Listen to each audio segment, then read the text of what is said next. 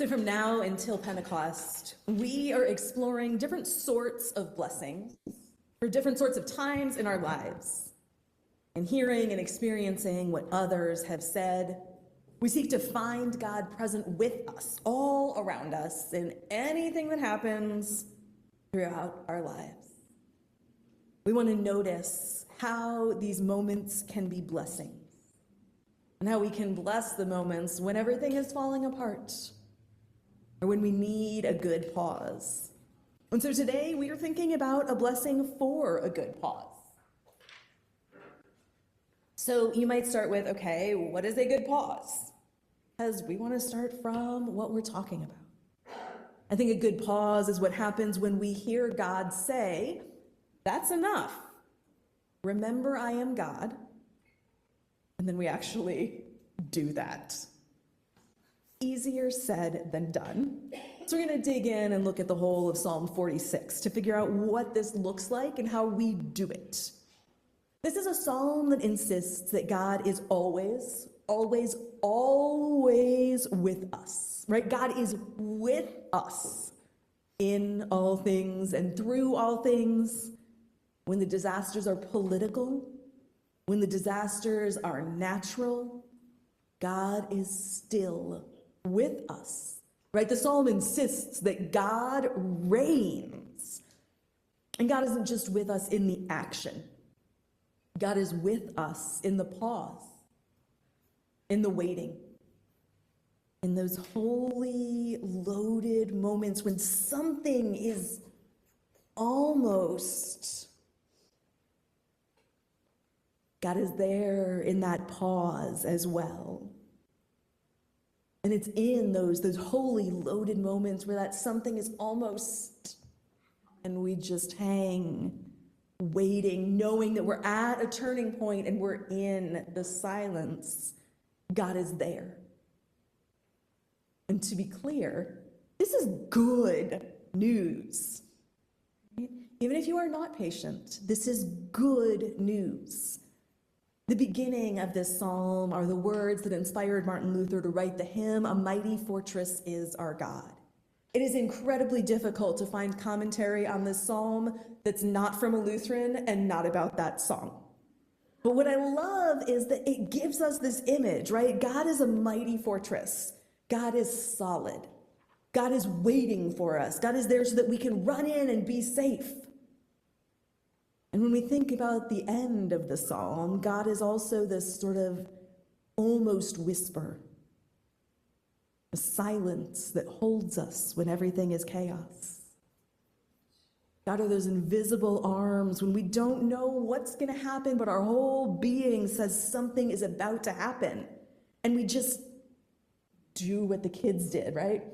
It's not quite children's time, but we're going to sit here. Right? I love that, right? Now we are waiting, right? We mark the waiting in some way. God is with us as the fortress and in the breath in. And the psalm uses a kind of language of symbolism that we don't use anymore. But what it gives us is a breadth of scenarios that means God is with you always, absolutely always, no matter what. The first part of the song focuses on God being with us when it feels like nature is against us. So as Clinton McCann, who's a professor at Eden Seminary, says, in verses 1-3, the whole earth is threatened. The mountains shake in the heart of the sea. The waters roar and foam. We might picture a disastrous tsunami, but the threat is even greater than that. Because for the original singers, the mountains were the foundations or the pillars that held up the sky and that anchored the dry land. For the mountains to shake meant that creation itself was at risk of being undone. And the psalmist says, even then, God is with us. And so we translate that today. We say, even in this ecological crisis that we are trying to get through, and we have no idea how we're going to get out of, God is with us. Even as we watch natural disasters strike again and again and again. And we ask where God is, the answer is the same. God is with us. And beyond that, God is with us even when we have made the mess ourselves. When it is nations, kingdoms, earthly domains, when it is human boundaries and borders, when it is false notions of scarcity that plague us until we kill each other, God remains with us. Right? Nations roar. I love this. We yell at each other. You've watched the news sometime in the last 40 years, right? We yell at each other. We bluster. We build horrifying stockpiles of weapons that could destroy the world. In other translations, nations are in uproar. Even so, right? We run about here to there, back again. Things are flying around. There's insecurity and uncertainty coming at us from all directions, angles we didn't even know could throw things at us. Kingdoms fall. It's one thing to read about. Kingdoms fall. Empires tumble. Countries are taken over by others. Civilizations collapse. Everyday people wind up being left to try to keep living their everyday lives. Kingdoms fall. It's one thing to read about, especially in a history book. It's another thing to watch it happen around the world. It's another thing to feel like it's happening to you. And even then, says the psalmist, God is with us. We just have to keep reading.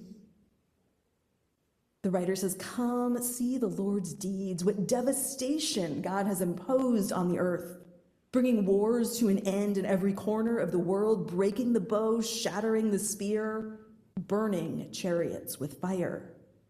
That's enough. Now know I am God. I am exalted among all nations. I am exalted throughout the world. The Lord of heavenly forces is with us. The God of Jacob is our place of safety. It's always hard when we hear that God is imposing devastation upon the earth. And this is why we keep reading, because the devastation God is imposing is not the earthquakes. It's not the wars. It's not the famine. The devastation God imposes is bringing wars to an end in every corner of the earth. God's devastation is brutally and irrevocably taking away the weapons we use to kill and torment each other. And what does God say to we children who can't really be trusted with sticks? In this translation, God says, that's enough. And God is totally using the mom voice here. You cannot convince me otherwise. That's enough.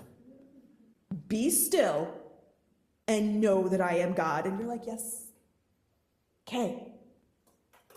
In other translations, it is just be still and know that I am God. Be still. I am the oldest daughter of an oldest daughter.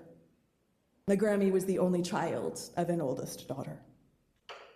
If you want to talk about people who will give you plans and actions, results and analysis, this is your lineage. If you want a lineage that's going to make be still, be easy, it's not there.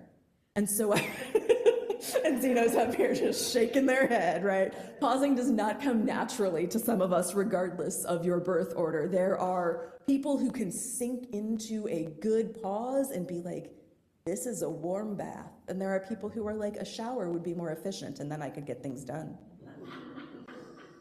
And it doesn't matter whether you are good at it.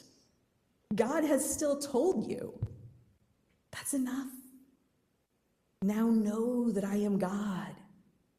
Be still and know that I am God, right? You have to pause. And it can't be a grudging, like, okay, fine, I will sit here for 5 minutes, but I'm not going to do it well. I'm going to pout the whole time, right? We have to sanctify it. Our job is to bless it, to make it holy, right? Be still and know that God is with you. Be still and know that God is God. And that means you are not God. Be still and know that God is with you. God is your fortress. God is the thing you run to and the thing that is already surrounding you, the place you can go and the place you do not need to escape. When we bless a good pause, when we bless each other for a good pause, we are making space for that thing where it doesn't matter if we're good at it. We know that God will show up. Hear these words of blessing for a good pause from Kate Bowler. She writes, "This is the moment. I can feel it. It is the microsecond pause before the habitual override that sends me into motion again. Barreling ahead instead of paying attention to what my body is trying to tell me about its limitations, to what pulls on my mind. Shifting me to your spirit's wisdom so hard won. I'm here now, in the blessed in-between, this transition phase that isn't anything yet. It's a pivot point that would be a shame to waste again with mindless scrolling or, oh, what's happening in the news, right? Stop. Stay. This is the sacred space of the nothing yet, the place where I can become aware that you are pulling at me, tugging at me. Be present with me here in these whirring seconds, at the tiny crossroads that is this moment. Slowing me long enough to wonder, is that you tapping me on the shoulder? All right, I'm listening. That is the blessing. That is the challenge. That is a good pause. Thanks be to God. Amen.